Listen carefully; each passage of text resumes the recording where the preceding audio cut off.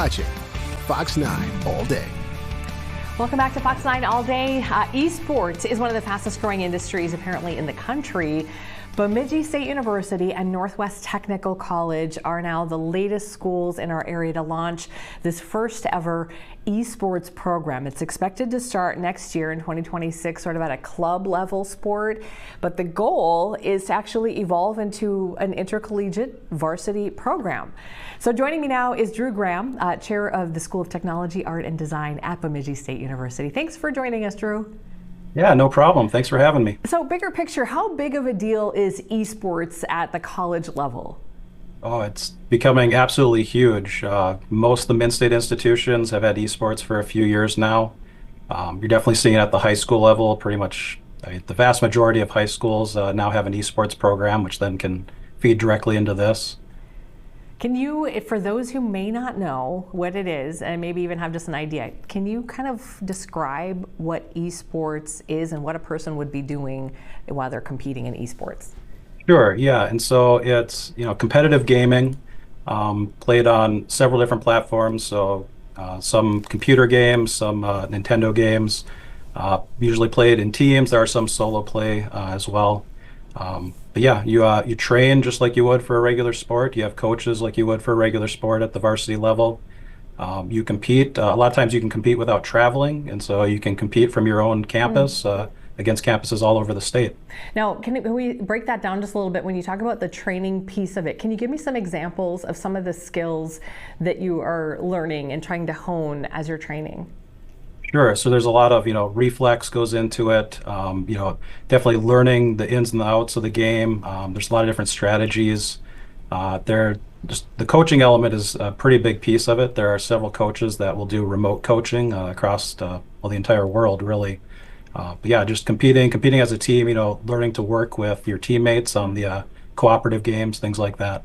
If a person is a really skilled gamer in one area or one game, does that translate across all games, or is it pretty specific to the particular game that they're playing?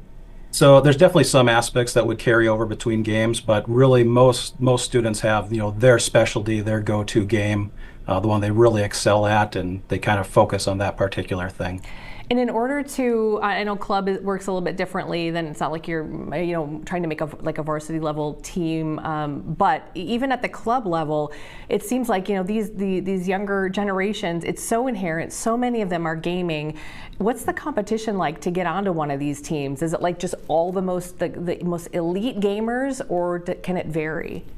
It can vary, and so we're going to work our new space into multiple phases. Phase one. It's just going to be an open space, and it's open to all students between both Bemidji State and Northwest Tech. There'll be posted hours. They can go up there, hang out with friends, and just play for fun. We'll have some club teams the first year, and so the club teams can compete against other club teams.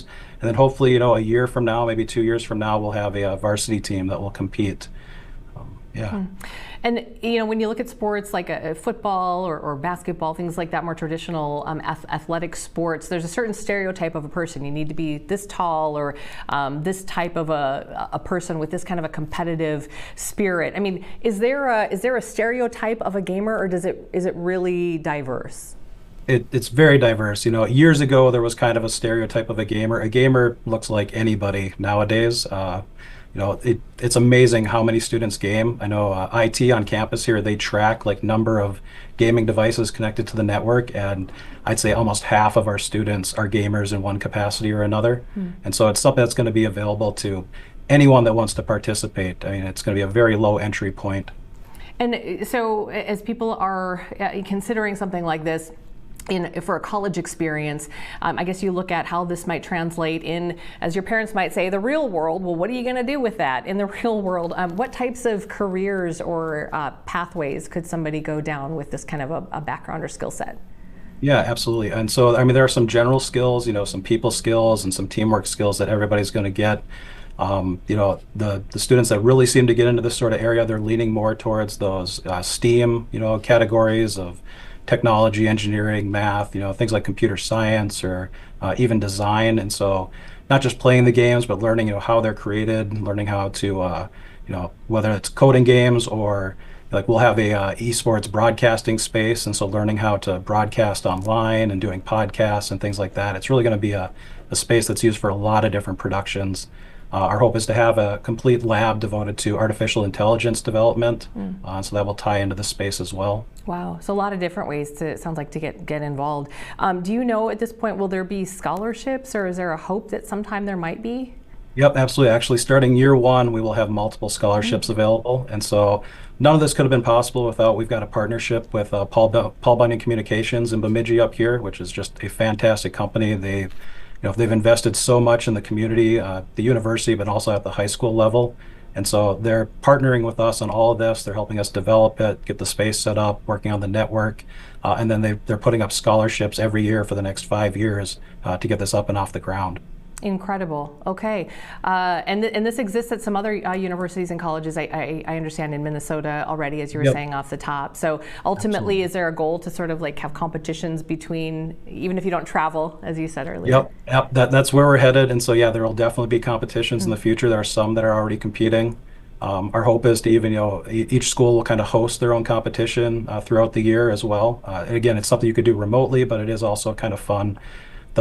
One of the biggest things about this is we want to get students, we want to get them on campus, we want to get them, no one wants to sit alone in their dorm room. We want them here. They're hanging out with other students that have similar interests, and so it's going to be a way for them to do that. That's really, really cool. And yeah, from the people I know who are in this space, say it's exploded in the past even 10 years or so, but recently, and I don't think people understand just how big this has become. So, congratulations on incorporating this into the curriculum there and into the club system. Can't wait to see how this plays out. And this next generation, man, I don't know about you, but it's impressive, the things that they can do and that they're going to be doing in our world. So, all right, Drew, thanks for your time today. Appreciate it very much. All right, take care.